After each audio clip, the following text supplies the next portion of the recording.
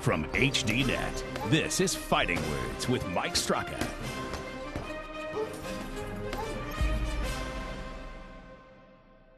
Welcome to Fighting Words. I'm Mike Straka. My guest tonight is John Cholish. You may not have ever heard of him, but welcome to the show. Thank you very much for having me. You are a Strikeforce lightweight fighter, and your last fight against Mark Stevens was one of the most incredible knee bars I've ever seen.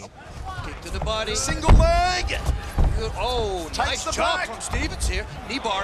Oh, have a look at Cholish. If he's going to unlock these feet, he might have a knee bar, and he's doing it. He's got to slide all the way to the heel. There we go. Got it. Cholish power.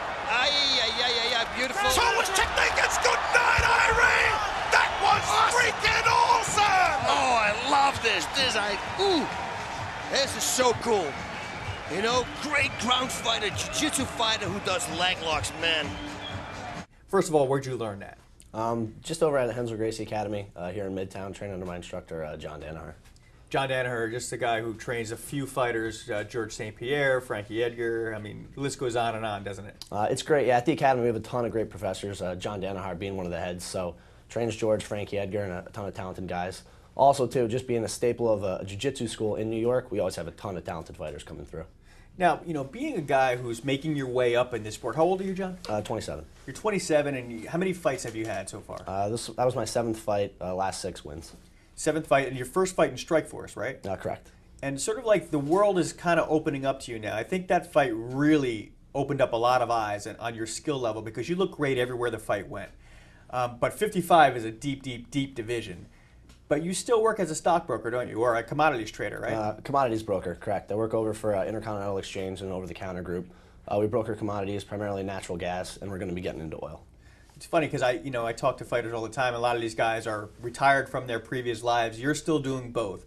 Do you ever see yourself just stopping the commodities world and just focusing on training? Or, you know, as they say, the money's too darn good down there? Actually, I love my day job as well as I love fighting. So if I can continue to do both, I will.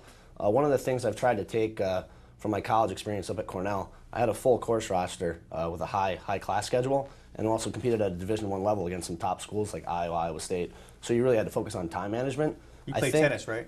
Yeah, no, I wrestled up there for the school, which, by the way, they're ranked #1 in the country this year. Excited to go down and support them. But if you have a tighter schedule and you really keep to a strict schedule with your time management, you actually get more accomplished. So I'd love to keep continuing doing both. Are your bosses down at the on the floor? Are they cool with you? Yeah, no. My boss actually came, bought a suite, brought a bunch of our clients as well. So it was great to have that support. Now, you ever read the book The Ugly Americans by Ben Mesrick? Slightly. It's about commodities trading. Yes. I mean, commodities trading is a very exciting industry. I mean, people always think about, what are you trading? Oil, and you're trading cows, and you're trading, gold and platinum. But explain what it is. So I'm actually on the broker side. So I'm an intermediary between the traders, and it's very fast-paced. The way I look at it, my day job is as mentally challenging as my kind of night job is with fighting physically.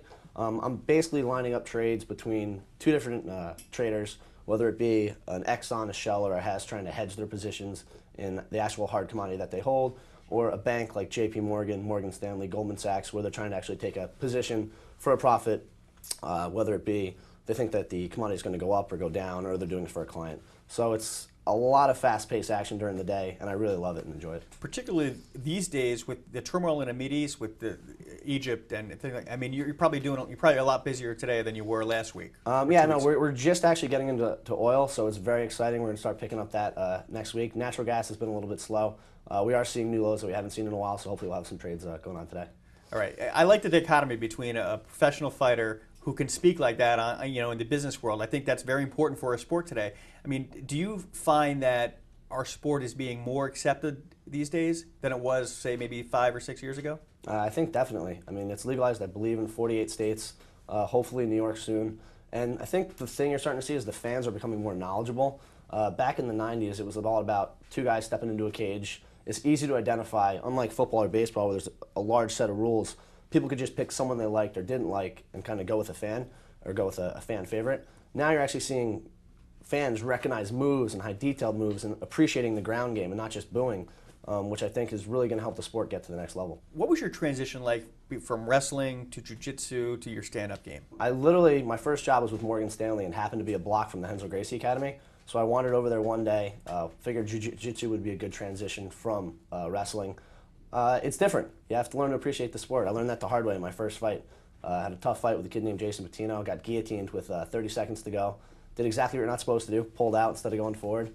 But it really made me focus and appreciate that, one, there's so many different facets in the sport with wrestling, judo, jiu-jitsu, boxing, you can go on and on. But also, two, and the thing that my coach John Danaher is really stressing is mixed martial arts isn't all those sports combined. It's actually its own sport now. And you're starting to see that in fighters like George St. Pierre, where he may not be the best stand-up striker, he may not be the best ground fighter, but like in the world right now, I believe he's the best shoot boxer, which is mixed martial arts. He can make those transitions to striking and takedowns. And I think in the next coming years, you're going to see that people are going to appreciate mixed martial arts as its own sport instead of just a blend of sports together. You fought in Ring of Combat, correct? I did. And Ring of Combat is an East Coast, for guys at home, it's an East Coast promotion. Lou Neglia and Ray Longo, who's Matt Serra's boxing coach, are involved in promoting that. And there's a lot of great fighters that have come out of there. The Miller brothers, Frankie Edgar, Kurt Pellegrino, the list goes on. What is it like going from that show to Strikeforce?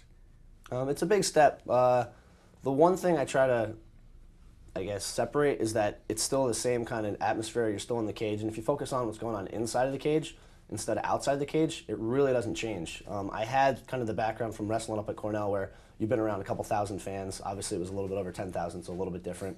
But it's the same kind of game plan. As long as you focus on what you're doing as opposed to what everyone else is doing, I think there's not really much difference. Was it sort of surreal for you to be fighting on the same card as Fedor Emelianenko? That was obviously a dream come true to be able to fight on a card with him, as well as so close to home. I'm originally from New Jersey. I live in New York now, so I had a couple hundred family and friends there. It was definitely an amazing experience, something I'll remember. Tell us about that fight. It was a lot of 8 weeks preparation, leading up to, like they say, possible 15 minutes in the cage. Training with my coaches John Danaher, Eric Owings, Joe Sampieri. Everything just came together. My footwork was working well. I was able to transition to the takedowns, be able to control the game on top, and luckily the one kind of upper hand he got when he was able to get my back in the second, I was able to roll through and finish with the knee bar. And of course we had that fight because Michael Chavello called the fight for HDNet. Those Mike and Boss are hysterical. I actually was able to listen to some of the commentary. They're great guys, and I believe one of my punches I threw, Mike was able to come up with, that punch was stiffer than a honeymooner's package, which was just a very unique thing that kind of made me laugh. From Stevens. Oh, beautiful. Nicely done, and a takedown. Top position here for John Cholish. Great combination from Cholish. That punch was stiffer than a honeymoon's package. He's inside the guard here, Cholish. Top position. Hey, more with John Cholish. Don't go anywhere. Don't miss Inside MMA and HDNet fights every Friday night, only on HDNet. Call your cable or satellite provider today and demand HDNet. For more info, go to hdnetfights.com.